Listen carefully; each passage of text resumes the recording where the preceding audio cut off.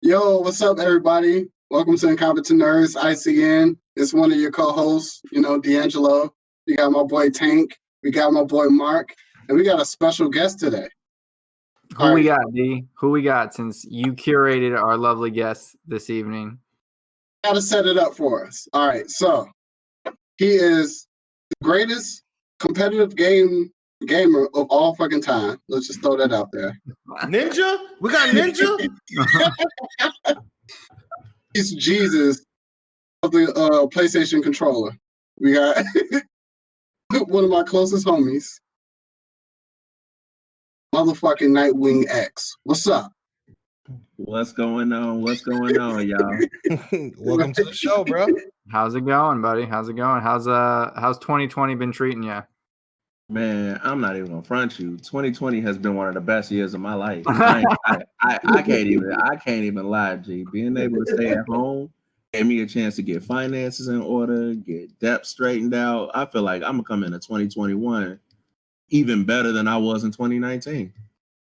There you go. I like the positive attitude. Yeah, most people it's been pretty positive in general for if you think about the big picture of your life, but it's been, unideal for some reasons, but that's good. Glad to hear you're killing it.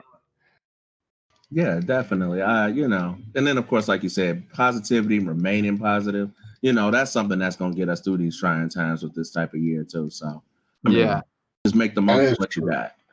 Of course. Yeah. So for the audience at home, Nightwing, what do you do? Tell us a little bit about yourself. What do you do? What are you a nerd about? That's our driving question here on Incompetent Nerds. Yeah, definitely. So I'm primarily a competition nerd. Usually it's in anything that involves some type of competition. I tend to go all out in it. I got my starting back in 2000, actually. Going to local Game Crazy tournaments in 8th grade and dude, I love Game Crazy. Game Crazy was exactly. So popular. Right, but then it went out of business. Hollywood Video went under too, and so it took Game Crazy with it. But no, I used to go to the different tournaments at this local Game Crazy. They held Soul Calibur tournaments, and I would come in 8th grader, just beating all these grown ass adults and teenagers, and they're just looking at me like, "Who is this kid? Like what?" And so I stayed local for a while with that up until 2009. 2009, there was a tournament series that started up at this old computer store called Strings. And that was around the time Street Fighter 4 came out, and it was super huge. Huge. And I used to go in there again as an unknown at that time because nobody had even thought to go to Game Crazies to play tournaments. So, they kept saying, "Hey, you're about to fight this person up next." And so I would beat the person. And then they started saying, "All right, now next you're going to go up against the GameStop champion. His name is Arshad. I don't think you're going to make it through it. So just know, though, you had a good tournament run." I go in, I play Arshad, and I beat him. The whole room is just looking at the screen like, "Sorry, what?" Just straight up demolish this guy. They're like, "What?" And then I go back to him and I tell the TO, I'm like, "I beat him." And he's like, "What? What? Who the fuck is this kid? Why is he here?" And so that kind of started my whole gaming journey up until 2010. From 2009 to 2010, there was a game that came out on the Wii, Tatsunoko versus Capcom.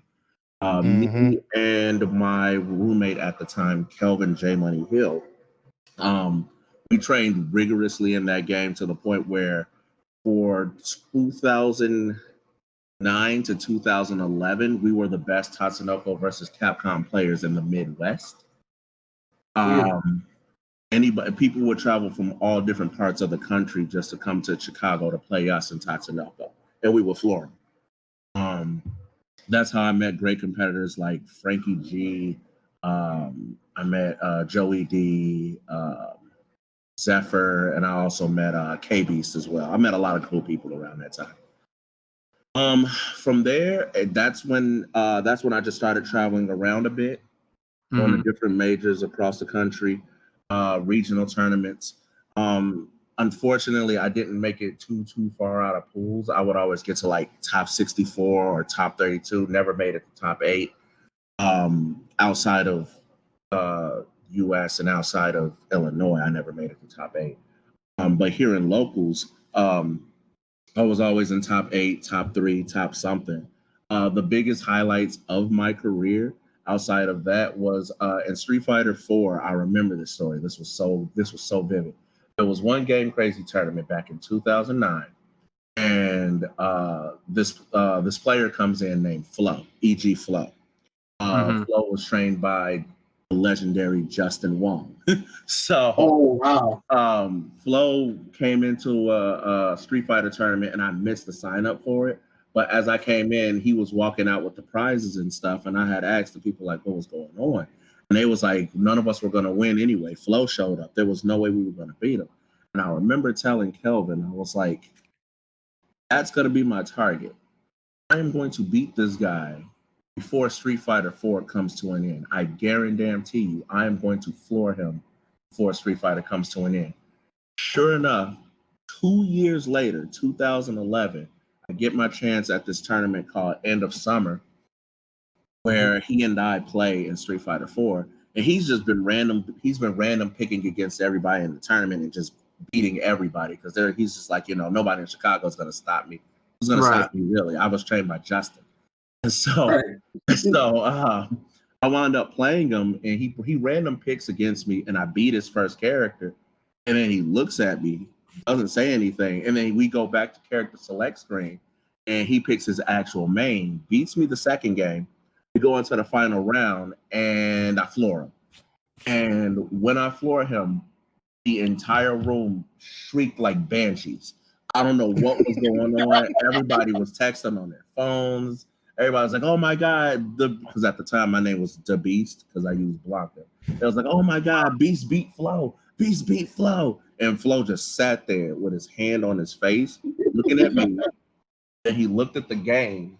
And when they told him he had to get up because somebody else has to play next, he got up. He walked over to a chair on the side, sat at it with his hand on his face, looked at me again, and just the state of disbelief. And I was like, oh, I definitely did what I said I was going to do a couple years ago. We ain't here. Outside of that, 2017 was my last year traveling around competitively gaming. I went to this regional tournament, Frosty Faustings, where I took top 3 in Soul Calibur 2, as well as first place in the Mystery Game tournament. So Mystery Game was basically every round, they would switch the game out for another fighting game. So we were playing games like Streets of Rage 2 Versus. And then if you won that, the next time you moved up, you wound up playing Teenage Mutant Ninja Turtles Tournament Fighters for the Genesis. And then we wound up playing some Joust game on the Wii. And it just kept going in rotation. And so I wound up taking first place in that as well. Man. Did that like, was that how you did for a living? Did it like finance your life, or was it just like a hobby at the time? So at first starting out, it financed my life. Unfortunately, the trick to being a competitive gamer is that you have to consistently make top 8, which again, that's not really too hard. Well, back then it wasn't too hard. Now it's a lot harder because, a lot of fighting games that come out, they got patches.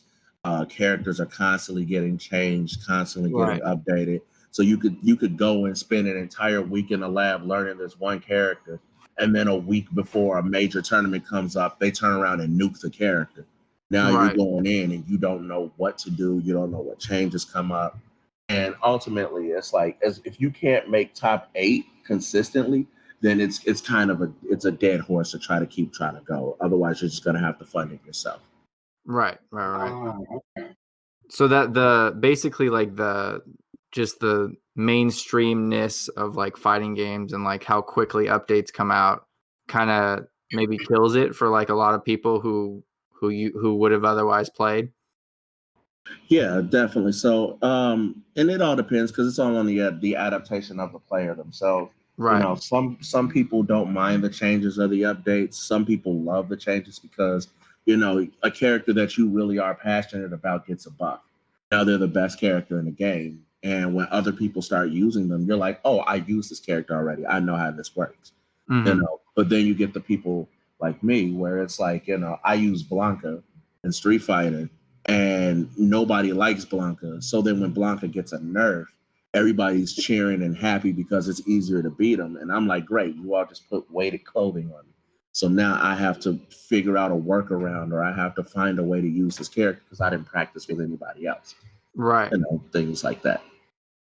It sounds like you really got to be flexible.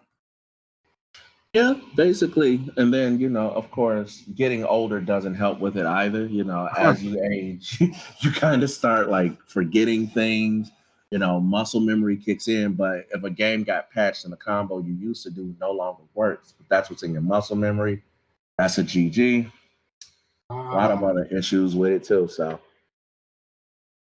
Yeah, so I got a question for you. So when you go to like competitive tournaments and things like that, how many mains do you normally have, just in case if if something gets patched and then your main probably doesn't work the way it does? So how many characters do you come in there, basically like mastering before you get there? Yeah, that's a good question. So on average, I would tell everyone that you should work with at least 3 characters, or at most 3 characters, I should say, that you are like completely comfortable with. Because like you were just saying, every season you run the gambit of one of your characters getting shot down. And when one of them gets shot down, at least you have some backups on hand. What actually wound up helping me out, which was ironic and funny, is during that time, a lot of people would ask me to train them in different fighting games.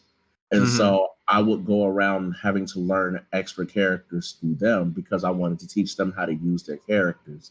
So when I would turn around and go to a tournament, a Street Fighter tournament, and I would break out a Hugo or a Vega, people are looking at me like, wait, that's not Blanca. What is this?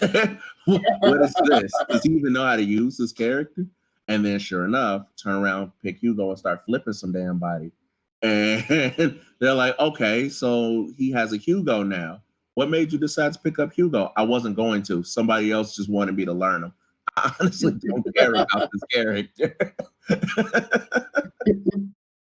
So that's wild. So you were literally tutoring people on how to use these characters. Yes, I was, and it still am actually. So that's what I do now. With my as my contribution back to the fighting game community. What I do now is if anybody comes to me and they ask, hey, can you teach me how to play this, or can you teach me how to play that? I usually show them the ropes, show them some basics, ask them, hey, which character are you trying to learn? And then I'll take some time to learn that character, or at least learn a few basic things for that character. Then I would bring it back to that person, and then I show them the ropes basically with how to use a character. That's so cool, dude. I'm in awe of just like how how you've built like this whole community around video games. Like what was like I mean, now looking back on it, you're a little older. What was like, what was the, not the highlight, but like what was the best part of like the community and like just that being like your whole life? Yeah. So I would say the best part of the community were the people. The fighting game community people we were just like a bunch of giant college kids in between tournament time. So, for example, they're the ones who introduced me. DeAngelo can definitely vouch for this. Yep. They're the ones who introduced me to Spirit Tooth. Oh man. For those who don't know, Spirit Tooth is the strongest alcohol in the world at 90. It's clocking in at 96% alcohol. Don't recommend it for anybody. It was terrible. Oh my goodness. Made me see my demons and everything. It was terrible. Oh, it was great when he got it. When he took that shot. Oh my God! I wish I had recorded DeAngelo's expression. It was great. But so they introduced me to Spiritus. Like like I said, it was like a giant fraternity-ish feeling. Mhm. You know, if people were underage, for example, hypothetically speaking, we used to sneak each other into clubs and stuff like that. You know, people would do the immature thing, which is, oh, somebody passed out drunk. You know what time it is? Get a marker, and they start drawing on the person's face. And but no, in all seriousness though, like it was definitely the people. You know, it just felt like a family.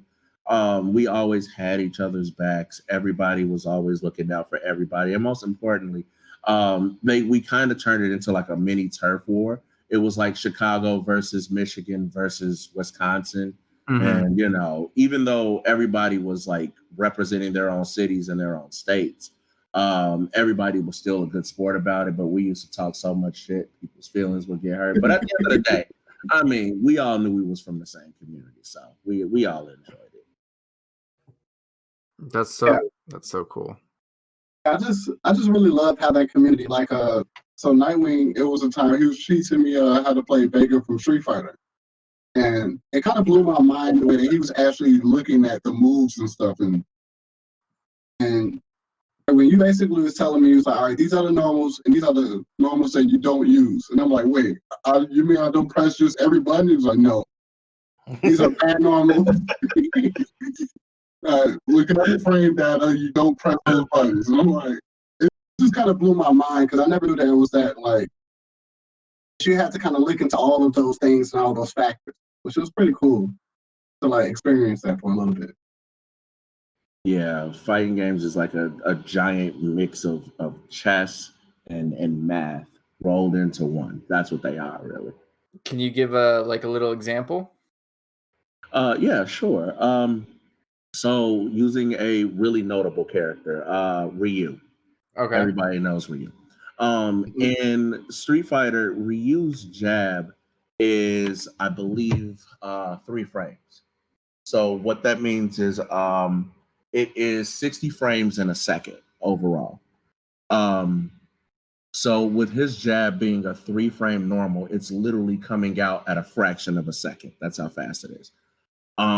If the opponent gets hit by his jab, they are stunned for 2 frames.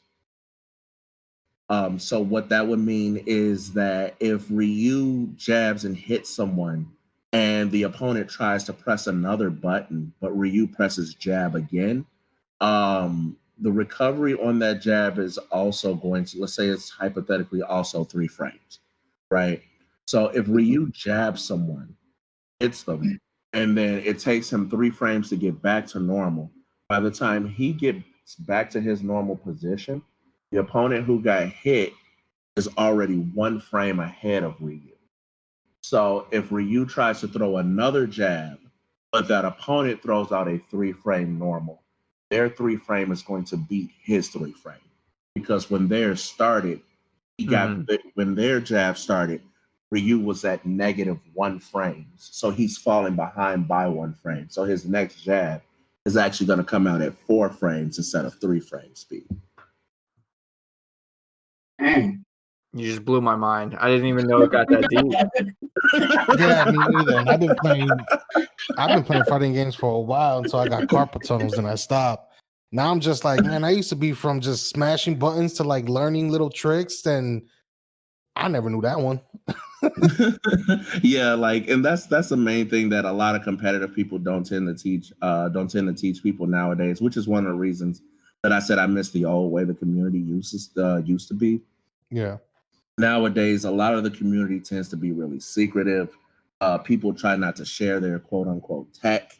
They try not to teach each other, help each other grow, because at the end of the day, everybody's trying to win some type of prize or prize money or something. And it really like diversified. It separated the community. It segregated the community. Right. Yeah. And like it causes everything to get closed off. And you know, like I said, I don't too much care about the newer community. I did like the old one though, because that's how I was able to learn things like what's frame data, what's a frame trap, what's a tick throw, like weird terms that I was like, you mean just walk up and grab somebody? No, there's a specific way you walk up and grab. I'm like, okay, you're gonna have to tell me, you're gonna have to show me, because that don't make any sense. Right. So what, like, so you try to teach people, you're open to sharing whatever you learn because you want to keep that community the way it used to be, like sort of alive, or in some sense at least. Yes. Yeah. Yeah. That's my main thing, is like, I want to get the community, I want to keep the community tight knit. I want to keep the community together. And I really just wish, if it were up to me, like, I would just reset the community. And that's kind of leading to what it is that I partially do now. Right now, so I'm also streaming on Twitch at the current moment as well. And it's got shades of the old community in it. We're learning from each other, but we're also talking shit to each other, and like it's always playful banter, but the shit talking is real. The lessons are real. Everybody's helping each other out, and that's kind of what I'm bringing back. Is like the shades of the old community through my Twitch channel. And have you gotten traction in terms of like younger people watching? So I've gotten a few younger people watching it. I've mostly got a lot of older heads as well, people who I used to compete with and stuff like that. You. Right. Yeah. They're also watching it too. Like I said, I got a few people in there that are like, hey, can you show me the ropes? Can you teach me how to do X, Y, and Z? I just trained one of the people that plays on my stream now. His name is Drew Huger. I just trained him in Tekken on how to read frame data, the same thing I was just telling you guys about. And he said the exact same thing. He was like, I never understood why my moves were working, or why my opponents were beating me with X, Y, and Z, or why they were looking for this and that. But this definitely explains a lot. And, so yeah, I definitely get different people from different walks of life, different ages as well.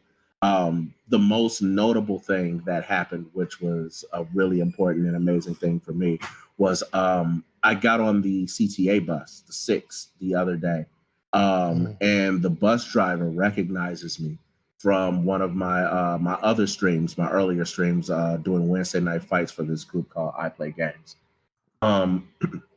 But he recognizes me, and I'm not thinking anything of it. And I pull my wallet out, and I'm trying to get my bus card to tap the thing. And I go to tap it, but he blocks it with his hand. And I look at the bus driver. I take my music out of my ear.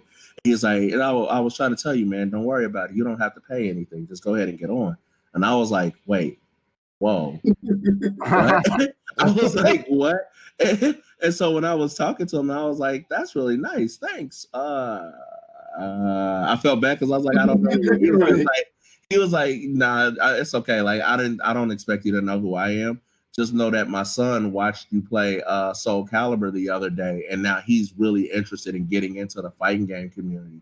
So I wanted to get some tips from you that he can, some places that he can go and tips that he could take to get involved in the community and stuff like that. And I was like, oh, word? Oh, definitely. I could hook you up. I was like, here's my business card. I keep them on me all the time.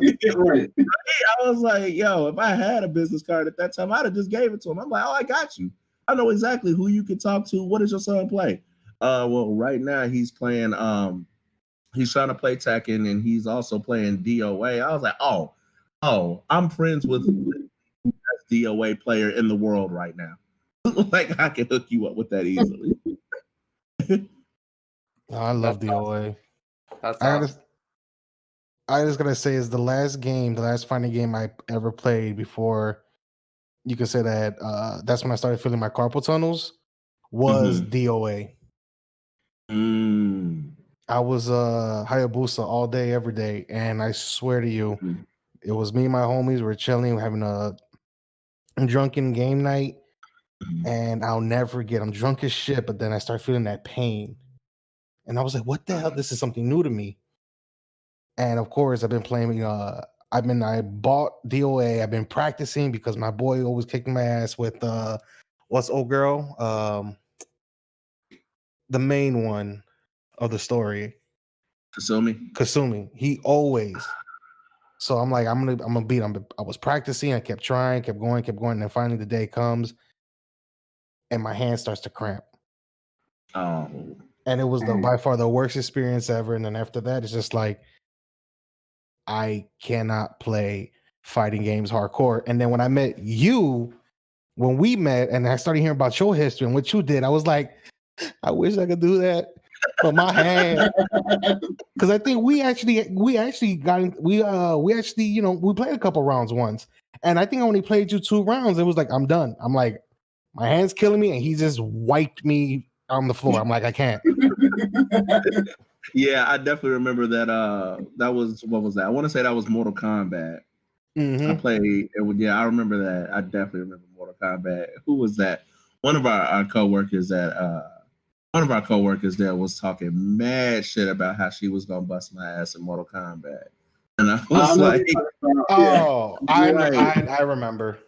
Oh man, that was the day. I was like, "Oh, please." Please, I will humor you. Go ahead and try. It was so bad. It's like I eat professionals for breakfast, yo. Come on. Right. Like, you remember that one time?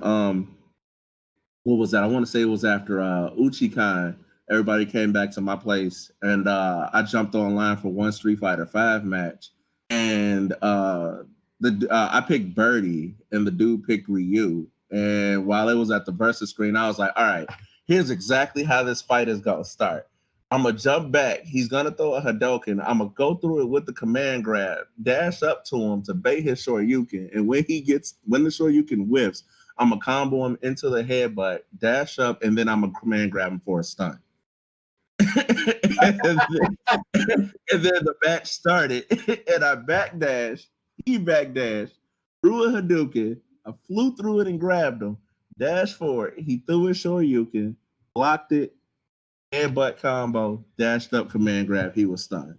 And I remember because I want to say you were there when it happened, Tank. Because I want to say it was you that was like, did this dude just call the entire first round? like first round? Did this shit just happen? Yeah, that sounds like me. I was like, yo, that day is burned in my head for real. I was like, yeah, I already knew what he was going to do before he did it. I think it went something like this. I'm like, did this motherfucker really call the first round?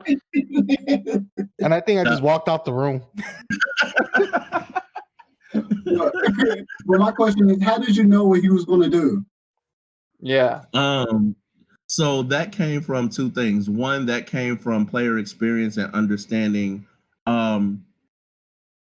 how people tend to use Ryu in fighting games. It never changes. Everybody. So the thing is, Ryu has always had the same 3 moves: Hadouken, Shoryuken, and Tatsumaki. The problem is everybody always uses those same moves the exact same way. So at the start of the round, the average Ryu player will start the round with a backdash, and they'll throw a Hadouken to test their opponent to see what the opponent is going to do. When a Ryu player gets in a panic situation and they don't know how to get out of it, they're going to Shoryuken because it's a get out of jail free card if they ever get flustered. And then Tatsumaki is thrown out whenever people don't know how to close the gap with the character. They'll just fly across the screen in a Hail Mary and hope that it kicks somebody. And that's it. So that's why I was like, I don't expect him to start with Tatsu, because the average player doesn't start with Tatsu, especially if they don't know who or what it is that they're going to fight. They're going to try to throw a test fireball first, which he did. And I was like, that's the test fireball I'm looking for. Now I'm going to snatch you. And then when you throw that Shoryuken I'm looking for, I'm going to smack you. Yeah, you're going to throw everything I'm looking for. Hey, you know what's funny? When you said all that. When I was younger, me and my friends used to play. This is when I was a fucking shorty, like around 10 years old. we used to play Street Fighter Alpha for the PlayStation. And I'll never forget, whenever somebody was Ryu or Ken, that was the first thing they did. Stole the fireball. And it wasn't, nobody even really dashed because we were just kids. We were just fooling around. But I remember just like, I already know what my guy's going to do. He's going to throw a fireball. So I will meet his fireball with a Tatsumaku and just straight pass it up and just smack fly over it. Just straight up and piss him off. It's like when you like when you like start to learn your characters and learn how, especially the methods how your friends play. Because I'm pretty sure as many tournaments you went through and the people you face, you're like, I know this guy, I know his fighting style. He always gonna pick this person. This is his main, and this is what he usually does to starts it off. And I got to meet that.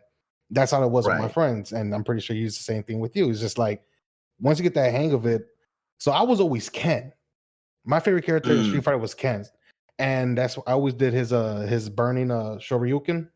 And sure enough, like that's how I always like to like end my matches when I know I'm winning. I like to end it like that, and it's just like a blaze of glory and be like, "Fuck you."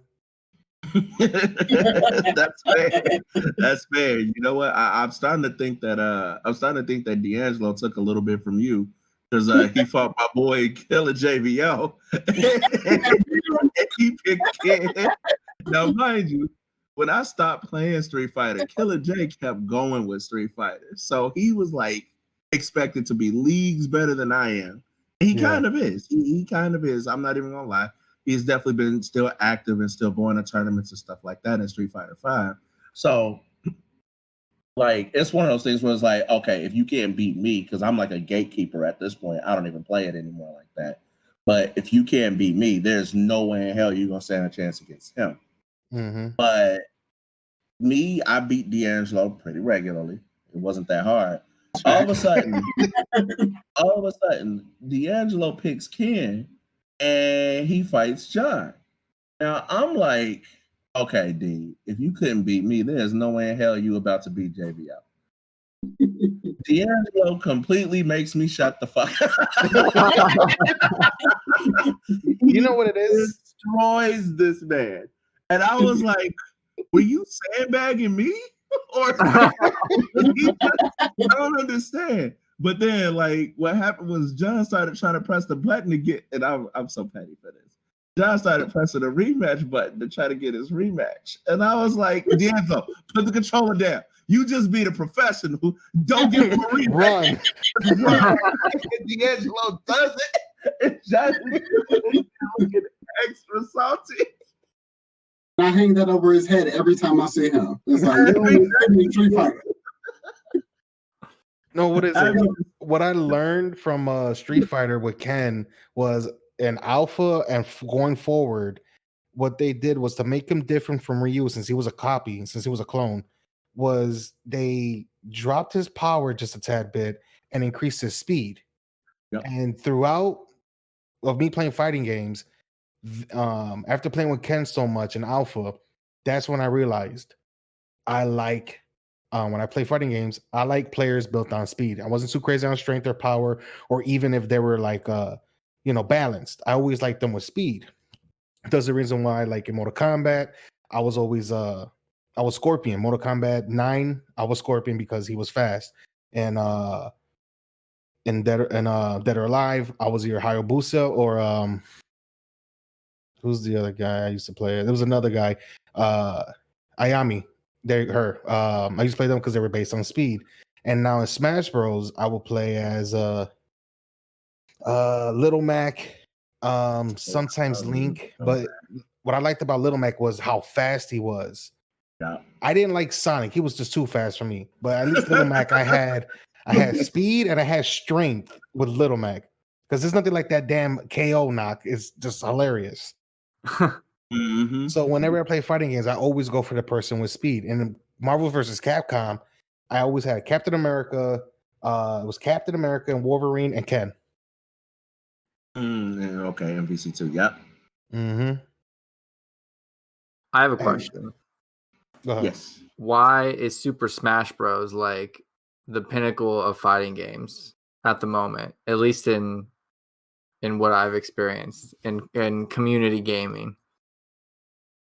Like Super Smash Bros. Is like the number one. Right.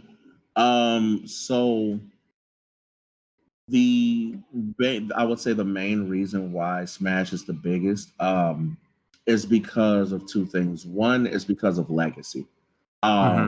Smash, ever since Melee, has been really big and really competitive. The controls are really fluid.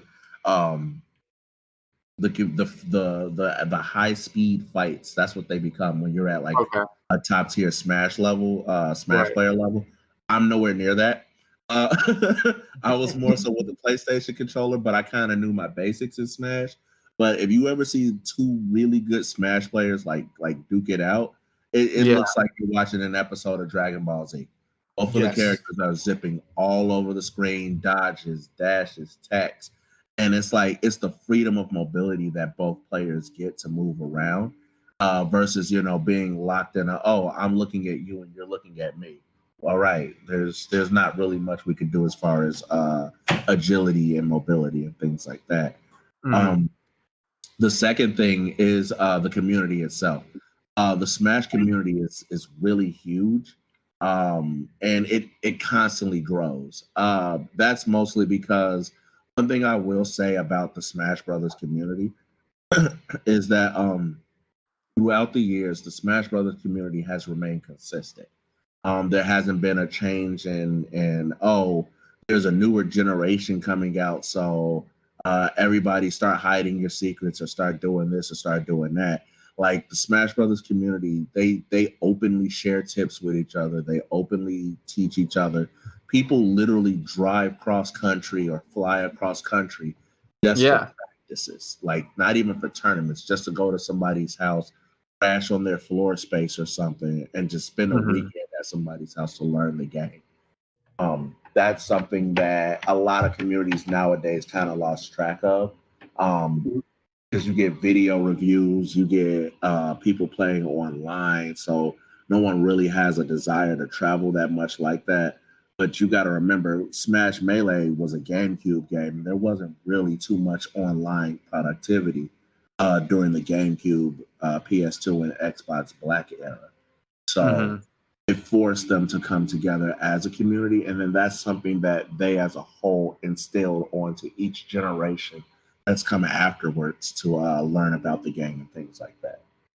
So it literally, you can attribute it to just the fact that it was on GameCube and it was a fighting game. So since they couldn't play it online, people were forced to play in person, and then because of that fostered that community that's like stayed together ever since.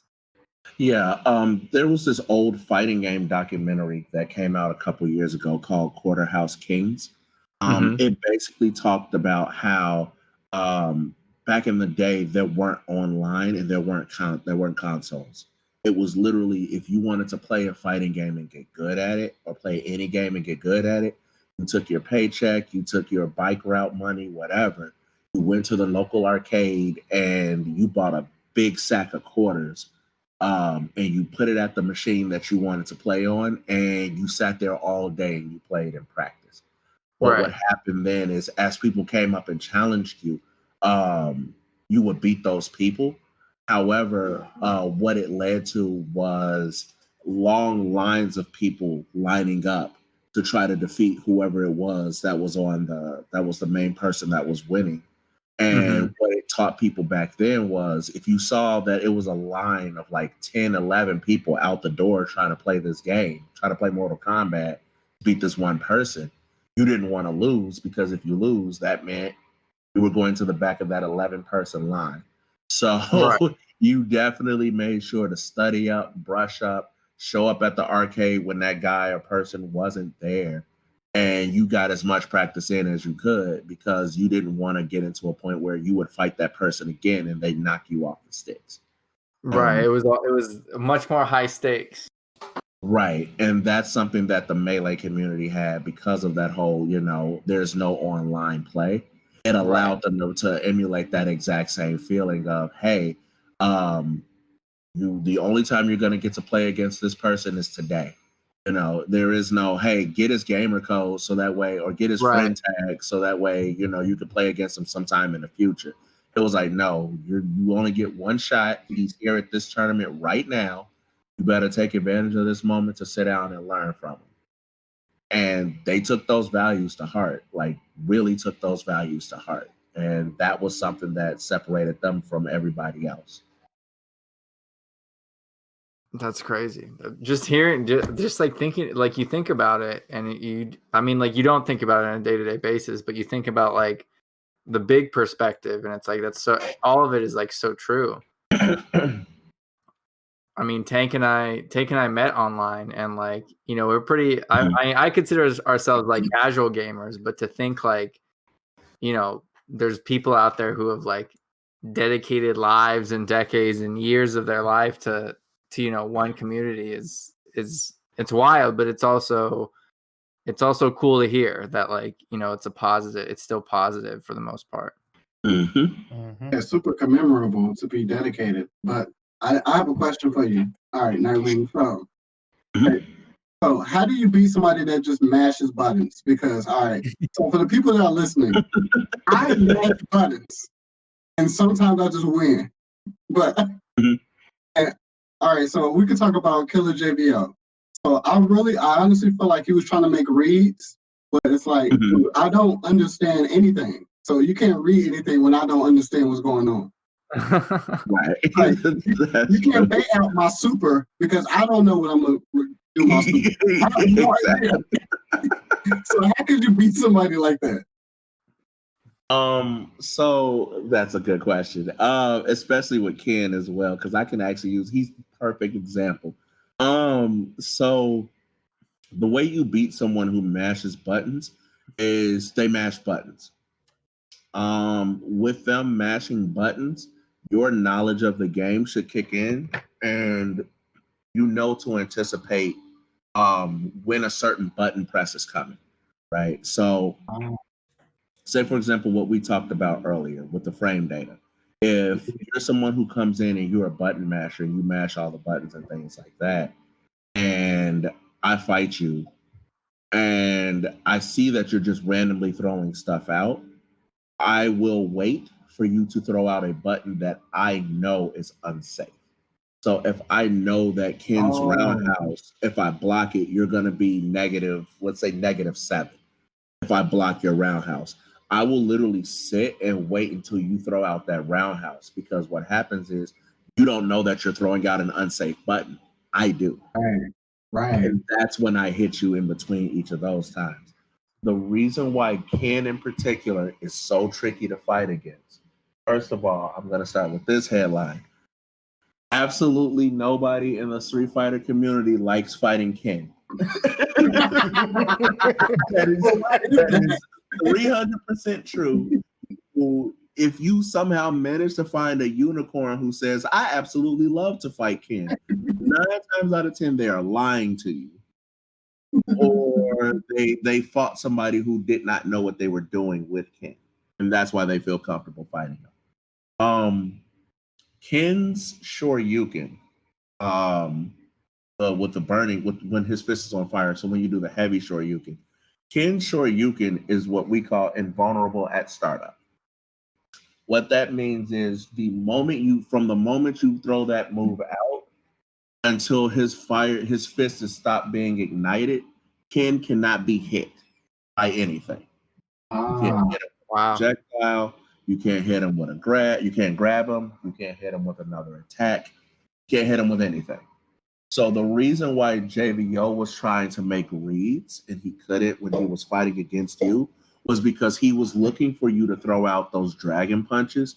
But the problem was he didn't know when you were going to throw out those dragon punches. So if you threw out a dragon punch when he was about to attack, guess what happened to him? He got hit. It's invulnerable. So now he's trying to wait in between times to be like, okay, I'm going to wait until he throws out an uppercut. He's not throwing it out. Okay, maybe I can go in and hit him. And he runs in and try to hit. He catches another uppercut. Yeah, he knocks you down. He's like, all right, now when he gets up, I'm going to try to kick him on wake up so he can't get a chance to move. And then what happens? another DP, wake up, DP. And so what that led to was him questioning and trying to read on whether or not you were going to throw another DP. And so what he would then do is he would knock you down and run up to you, but he would stop, not swing. Like, okay, because when DeAngelo wakes up, he throws a dragon punch. So this time I'm going to run up to him, I'm going to wait for him to throw a dragon punch. Guess what? You wake up this time, you decide, I'm not going to throw a dragon punch. I'm going to grab.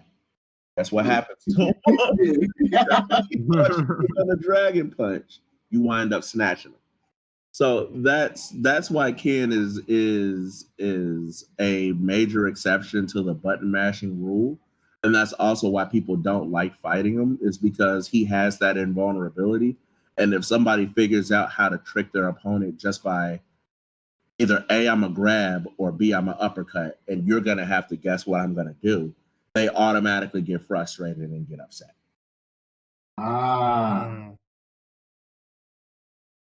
And that's how I found I'm the greatest Street Fighter player of all time. I mean, you beat one of Chicago's best. I say take it. That's what I'm saying. I'm a legend.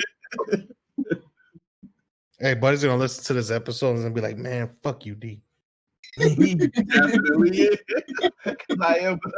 I was planning on showing it too. You just say you're a button masher, but you really know everything that he just said, and you're like, yeah, that's exactly how I planned it.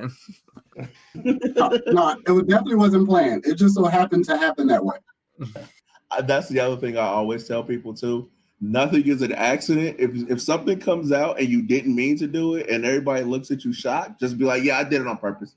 I did all of that on purpose. I knew that was going to happen."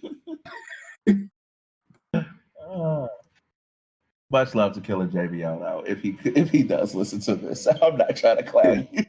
Not to JBL, but he doesn't want to see me in Street Fighter. I don't think you don't want to see him in the streets. He'll never get a rematch. I hope he hears this. Oh man. Come on the podcast. We'll see once and for all. We'll set it once and for all in there. Oh man.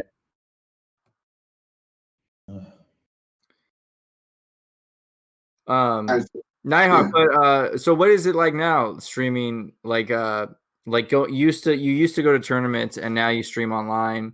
What, like, for you personally, like, what's the do you still get the same fulfillment with, engaging with your community, like you had the bus driver story, or does it feel a little different now that it's all like online and passive pretty much, or do you feel like it's kind of the same? So I feel like it's different. I do much prefer the interaction, the direct interaction with people. Of course, I settle for the online, but the plus side to being online is that I get to act as crazy as I want, show out community. Like, I get a bunch of people laughing at stuff, commentary and all that other stuff. Like, it's really great to just show out. And just it feels more like an entertainment role now than it does a competitive fighter role or anything like that. I haven't gotten the same kind of notoriety, however, makes me sad, but I do definitely prefer though to do the in person though versus the online though. Yeah. Get that. Yeah, because I guess it's like when you're around people, it just kind of has like that homie, that comfortable feeling. So yeah, I get that and I respect that. And then the other thing too, and this is a giant facet of competitive fighting games that a lot of people don't talk about. With competitive fighting games, a lot of people tend to think that it's just one-on-one when it's really not. It literally feels like a boxing match. It's always good to have somebody, and this is some tips that I would pass on to everybody, is first and foremost, never go to a tournament by yourself. Try to go with a group of friends or whatever, or try to go to make friends with somebody, because at tournaments you run into a lot of issues. For example, people will because it's a tight knit space, people will accidentally bump into each other when you're in a tournament match against somebody. So there's nothing worse than you're doing a combo and some jackass walks past and smacks you in the back with his book bag because he's trying to get to his tournament match. So I've actually had friends like JVO, for example, or Peanut Wilkins, just to name a few. I've had friends like them who would stand by me, stand near me, or around me to make sure that when I'm playing in tournament matches, nobody bumps into me or anything like that. Also, another reason you want to have friends with you is in between round coaches. Perhaps you're in the heat of that battle, and you're just trying to focus on your strategy. You're not too much paying attention to what your opponent is doing.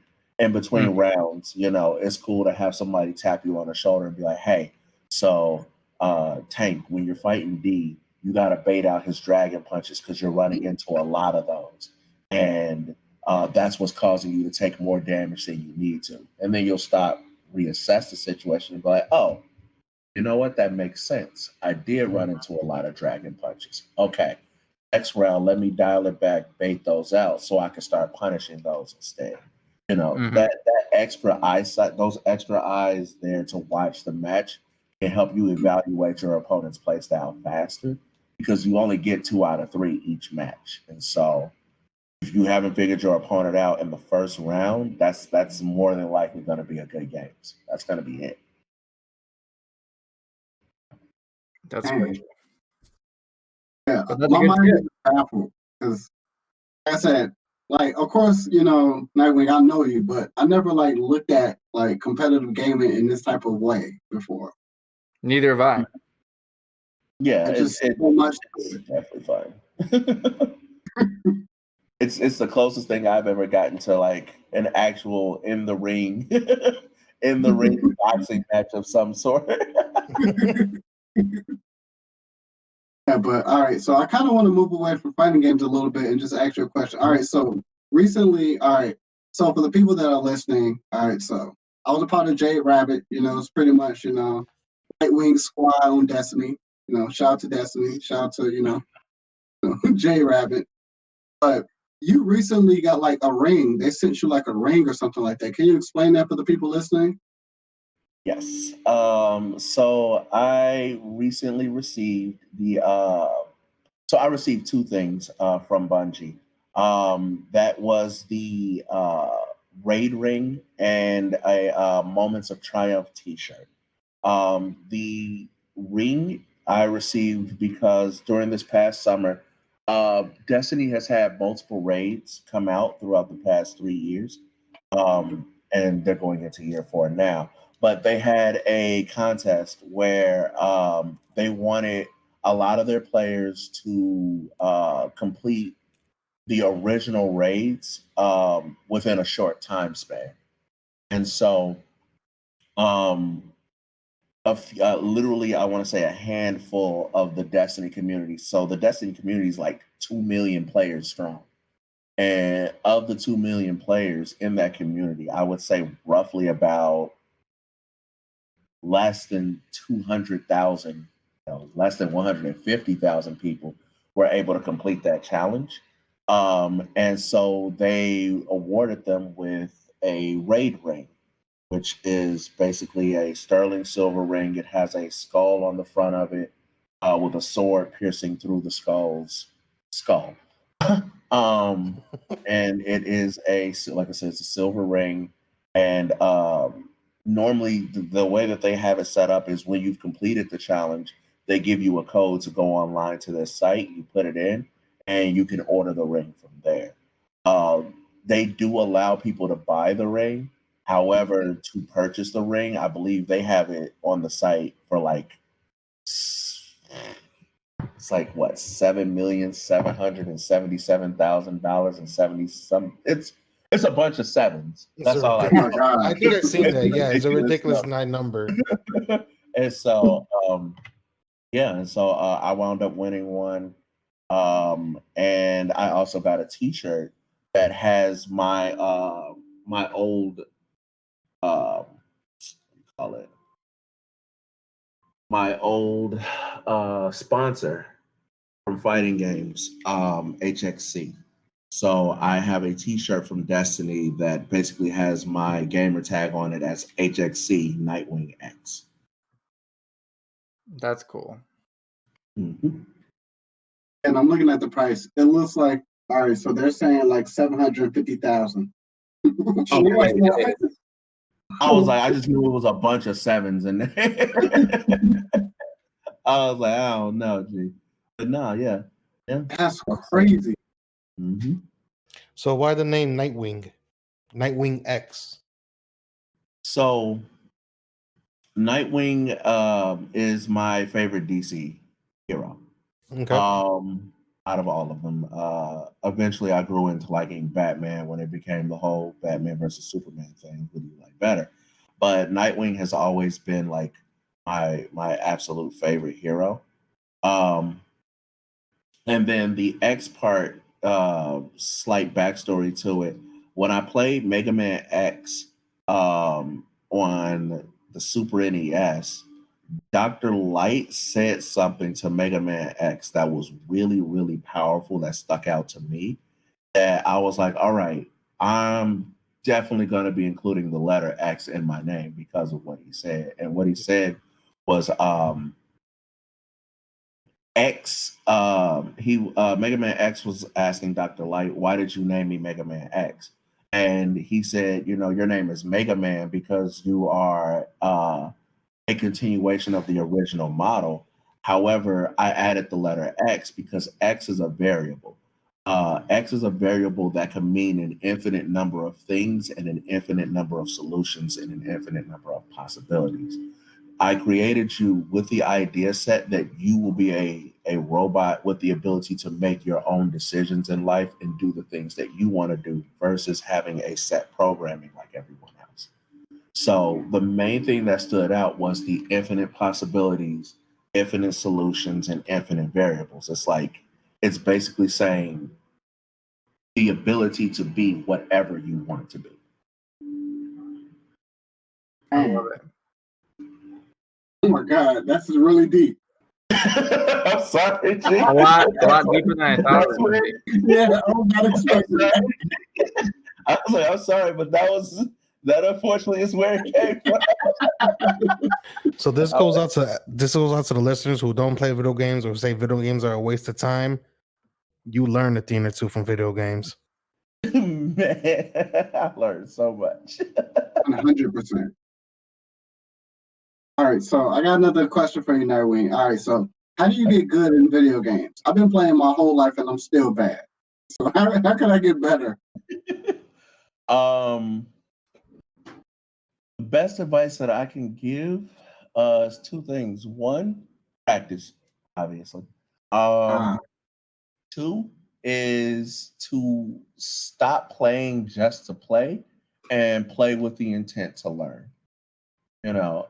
Whenever you play, and it's not even just fighting games, it's video games in general, right? Or even other topic, Yu-Gi-Oh, because I used to play that one as well, competitively. You go with the intention of if you go to win, you're gonna win. If you go and you lose, don't just accept the loss and just be like, okay, well, I'm gonna go home and try again. It's like, no, what did you lose to? How did it catch you off guard? What is something that you can do to counteract the thing that you lost to? What are other variables of that thing that you lost to? I'm gonna fall back on Ken one more time. Ken's Shoryuken has invulnerability on startup. Great. Now you've learned that invulnerability on startup is a concept. What other characters in Street Fighter have access to that kind of tool? That's when you learn. Ryu has it when he burns meter. Akuma has it when he burns meter. Jurihan has it. Nakali has it. And it's like you're constantly learning based on that one experience that you lost to. You're slowly growing from it. So it's like anytime you lose, make sure if you lose, you're learning why you lost, not just saying, oh, well, I lost, I'm going to try again. Right. Okay. Yeah. It's having that growth mindset, intention. Yeah. Mm-hmm. It's like Yeah, it's like when you play certain like single player games. When you fight the boss, there's always a pattern, and it's just the same thing when you're fighting a human opponent. They're gonna have a pattern, and you just gotta learn and adapt. Hell, he was the one who fucking called the match with him and Ryu. He was like, "Watch this. You're gonna do this, this, and this, and I'm gonna counter, and it's done deal." Sure enough, I'm like, "This motherfucker." But to be honest, it was true. Like, first thing is motherfuckers Ryu and Ken. What they do? First thing, throw a fucking fireball. Call it a day. Yeah. Or it's like Tekken. When people are what you call it? When they're Law or Eddie, and also Harang. When they're everybody instantly knows when they're Law, the first thing to do is the fucking the cartwheel flip. When they're Eddie, their first thing to do is go ahead and try to juggle you. And when they're Harang, they're gonna try to juggle you. So you already know, like, I already know what the hell's going on. And I'll never forget, I was drunk as shit, and one of my guys in my crew was a straight Tekken player. None of us could beat him. He was the reigning champion every time. This motherfucker will start yelling once he goes through all of us like 4 or 5 times. He'll start yelling, "I'm the king of Iron Fist," and it's just like, I'm about to throw this bottle at you. So one night I was drunk as hell, and I was like, you know what? I'm sick and tired of this bullshit. I choose Harang. I'm like, that's it. I'm done. And I am wiping him. I'm wiping him on the floor, like straight up, like a mop. And we went literally, and since I was drunk, my carpal tunnels didn't kick in as much, and I couldn't feel the pain. I kept going. We went, I think, about 8 matches, and I won 6 of them. I was shocked in myself. And the worst part about it, I was shit talking the whole time. And the way I was shit talking, I wasn't like straight up like in your face. Yeah, what? No, I was just like, I'm fucked up right now, and I can't believe I'm whooping you. Bro, you all right, man? Dude, look at this shit, man. Oh, bro, you are way better than this, man. And the whole time you hear he's pounding, pressing all the buttons. He's getting frustrated. He goes, man, bro, you need to calm down. I'm like, what are you talking about, man? I'm calm. Look at this flip kick, though. Bro, I'm shredding him. And I was just like, I'll never forget. I'll never let that day to go, because after that, he whooped the shit out of me when I was sober. And I was just like, okay, my superpower is I need to get fucking hammered, play some Tekken. The whiskey done killed all the pain in my right hand. So carpal tunnels is there, but it ain't bugging me. And I'll just start shredding people. And sure enough, that's how I found out my superpower. That's why it's like I can play professional, because I'm gonna have to be drunk on stage just to play. You know what? You wouldn't even be the. You know what? You wouldn't even be the worst. You would actually be all right, because there was a Street Fighter player named Punko, and whenever he lost, when he was in the 3 out of 5 matches, if he ever lost 2 matches of his 3 out of 5, he would stand up. He would take his shirt off on the stage, and he would throw it into the crowd, and you would just see him bareback, just sitting in the chair fighting against the opponent, and somehow he makes a comeback. I thought you were gonna say he goes in his book bag and pulls out Michael's secret stuff, and it comes out of nowhere and beats the shit out of people. Oh man, I wish that was his gimmick. That would have been great. Did he ever come back and win like 3 back-to-back games after that? Yes, that was one of the things he was known for. Was up, I'm losing. It's time for me to activate my superpower, and he'd take his shirt off, throw it in the crowd, sit back down, and for some odd reason, he just beats the hell out of whoever he was fighting. And here's the thing. Here's why. It's a psychological trick. It's gotta get in people's heads. Because it's like, okay, there's 2 grown-ass men standing next to each other. Usually about you guys are usually about like what, a good 2 feet apart. Right.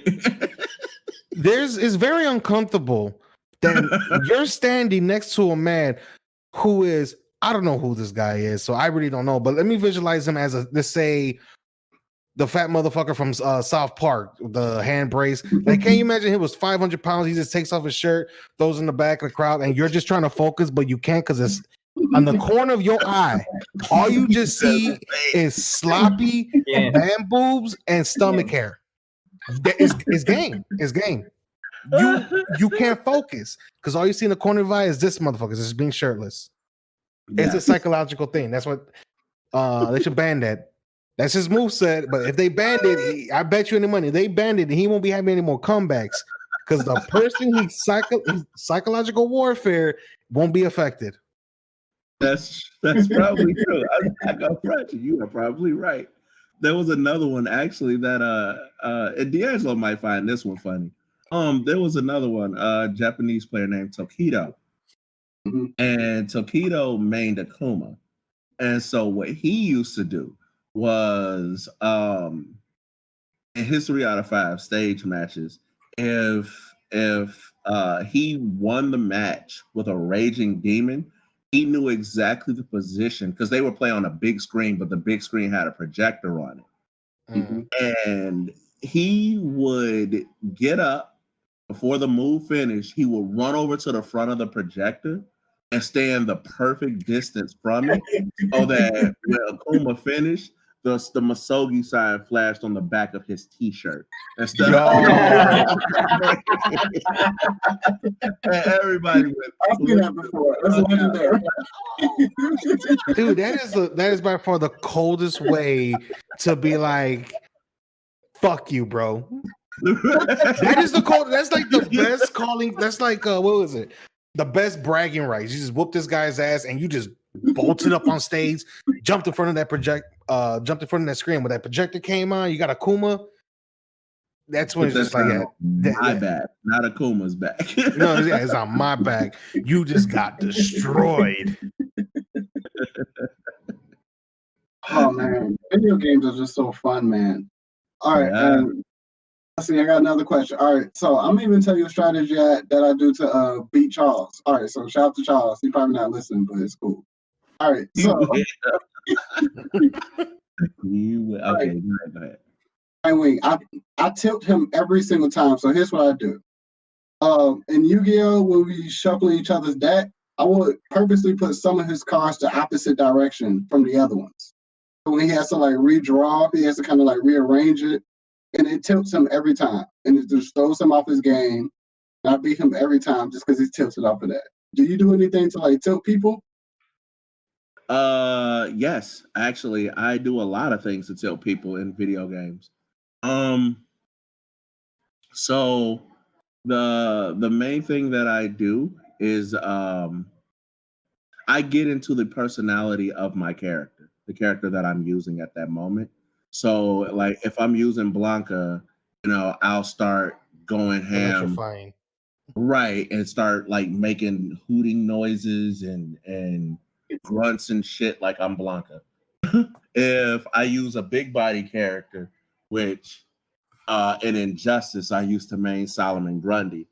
If I use a big body character who is known for like bow flexing motherfuckers all over the screen, then you'll just hear me let out like loud, angry ass Hulk like roars as I'm flipping across the air. And then finally, I also use a lot of joking prankster characters as well. So whenever a joking character has outsmarted somebody, or if I've outsmarted somebody using that character, and they're just looking at me like, what the hell? What the fuck was that? Nightwing, what the fuck was that? I give them a straight answer at first. I'm just dying laughing. I'm just on the floor laughing at them. And I actually seen you do that a lot when you play with Blanca, making noises. Yeah, you be throwing people off. I get that now. Yeah. I never noticed it until you said it. It's again with the t-shirt method. It's just like a psychological warfare.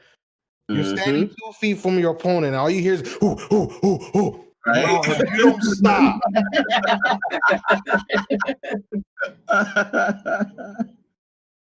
I ain't gonna lie, that would throw me the hell off. If I was a pro player going against you and you, Blanca, you just start making straight noises, I'm just gonna be like, the fuck?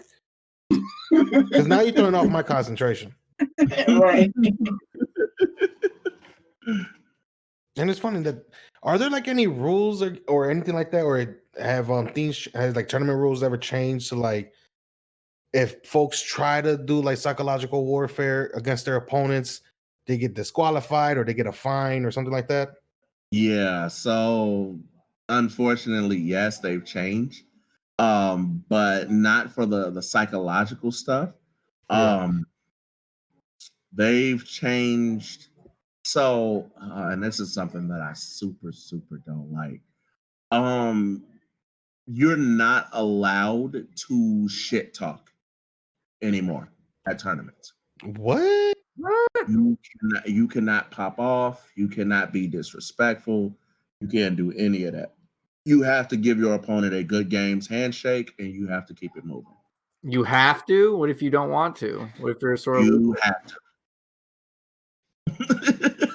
I'm out. That's it. As you have to showcase some type of good sportsmanship. Otherwise, you will forfeit a round. And if you forfeit too many rounds, you forfeit your tournament match. Wow. You cannot be disrespectful anymore. You can't pop off against somebody anymore. It's really, I don't want to say boring, but it's boring. Yeah, it's boring. Yeah. So a lot of those personalities that I was telling you about before, like they can't do that sort of thing anymore. Like Tokido can't jump up in front of the projector anymore and flash his back with the now he has to get up, walk around to his opponent and shake their hand. And then that's it. They get off the stage. Right. The only time you can quote unquote kind of pop off now is if you win the entire thing and you want to give yourself like a victory shout or something like that, where you're excited or happy that you won everything. Then you get to cheer and have a Rocky moment and all that other shit. But other than that, nah, you don't get to do any of that fun stuff anymore. All right. Times.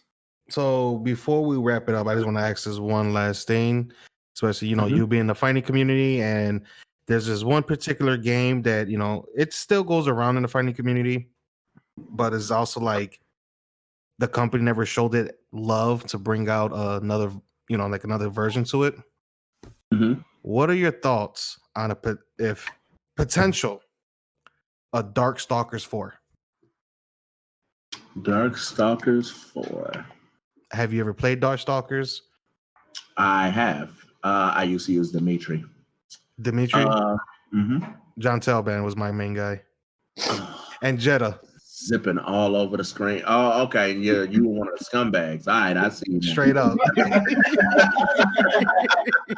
So for the folks out there who don't know, Darkstalkers was Capcom's version of basically the monster, like Hollywood monster movies, Dracula, Frankenstein. They just smashed all these iconic anime-esque fighters into a game called Darkstalkers, where in Japan it's called Vampire Hunter.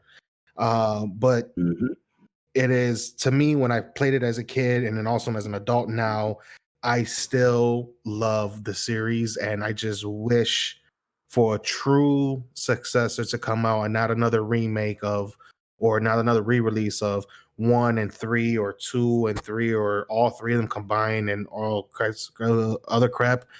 But yeah. I mean, it's another fighting game. I would be down for it. Again, it's a fighter. Yeah, I love fighters. And add to that, who's to say they won't eventually come out with a 4? I mean, they did just reboot Samurai Showdown. So granted, that was SNK. That wasn't Capcom. But again, we're in an age where a lot of the older games are either getting reboots or getting sequels. So I would definitely be down to playing it, doing commentary for it, whatever the case may be. A lot of these games nowadays, though, a lot of the companies nowadays, though, the problem is that they can't afford that risk. That's usually why they wind up making 7 different versions of the same game. Hey, here's Destiny 2. Now here's Destiny 2 Forsaken, and then Destiny 2 Beyond Light, and Destiny 2, and what it is it's their way to build that revenue in order to release a true sequel. So anytime they've ever come out with a re-release of like Darkstalkers 3 or Darkstalkers 1, it's because initially the franchise didn't have enough of its own financial backing to come back from the grave. And so what they're trying to do is they're trying to basically get some financial backing from people by re-releasing the classics. See how well received it is. I'm just hoping that they do release either a reboot or a full-on sequel with the engine that they use for Street Fighter, or even the Marvel vs. Capcom, which everybody hated the latest one. That's true.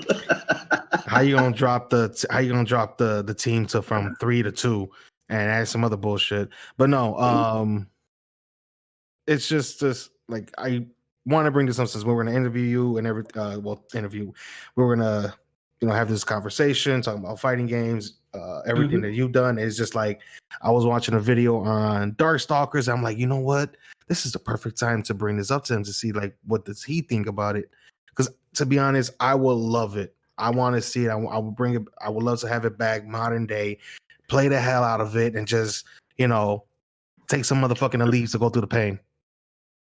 Right. I in all honesty, I would say reach out to Capcom. I know it's kind of small and a far-fetched-ish idea, but like I feel like that's another thing too, is like if enough people badger them about it, maybe they'll just take that risk and they'll just say, you know what? Enough people are asking us about said game. Let's go ahead and put it out there. Let's go ahead and give this game a try. Yeah, if there's a market share for it, they'll definitely do it. Yeah. Right. They gotta add jiggle effects too, and that's all right. And I end my case. If it ain't DOA jiggle effects, we don't want it.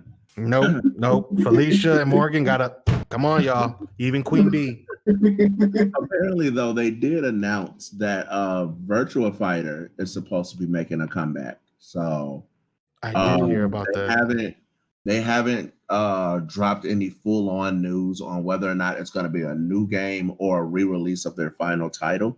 But Virtua Fighter is supposed to be making not only a comeback as a game in general, but it's also supposed to be making a mainstream comeback. And that's because it actually will be piggybacking off of the success of DOA, surprisingly enough.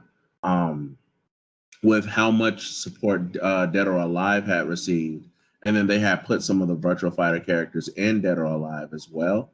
Dead or Alive, basically, Dead or Alive brought Virtua Fighter back from the dead. I'm just gonna flat out say it. That's what happened. I wasn't a flat out say. I know Virtua Fighter was considered like one of the first 3D fighting games. Yes, but Dead or Alive, I want to say Dead or Alive was a clone of Virtua Fighter, but was a way better fucking clone. Yes, it definitely was. It definitely was. All right, gents. Anything else you guys got to say? Yeah, Nighthawk, just plug where everybody can find you.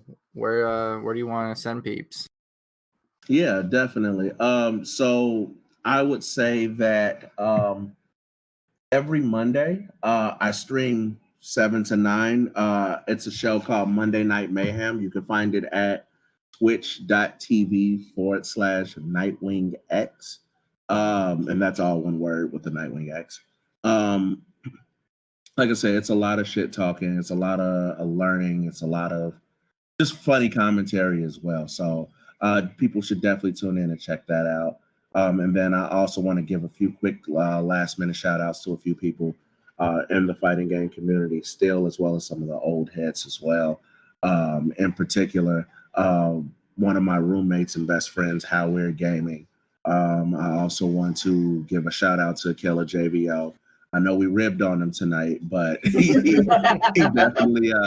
definitely puts up a lot of knowledge to people, and he also does contribute his fair share to the community as well. I also want to give a shout out to the company that started me up on the commentary sections, the commentary stuff with fighting games as well. I Play Games. And last but not least, I want to give a shout out real quick back to the Monday Night Madness crew, the guys who show up to play the games to entertain everybody. You all get to hear our trash talking, our shit talking, and our jokes. So we definitely want to thank you guys as well, and definitely ask that you all tune in. And then, of course, I want to give a shout out to you guys as well, the Incompetent Nerds, for having me on the show. Yeah, thanks. And I will plug everything at the bottom in the description and everything like that too. So everybody can, follow or, support everybody. Word. See, that doesn't sound like an incompetent nerd. That sounds like a very competent. Once we get all the stuff together, then that's when one of us becomes incompetent, and then 3 weeks later the episode goes live. I don't know why. Oh shit. No, this episode will go live the following Tuesday. So you'll see this episode next week, Tuesday. And for the people listening, it's today. All right, can I close this out, guys? Close it out. All right. I want to close it out while being petty. All right, so in the words of Hellware Gaming, which is my homie, I respect you, love you a lot. But this message is to Killer JBL. The words of Hellware Gaming, get good.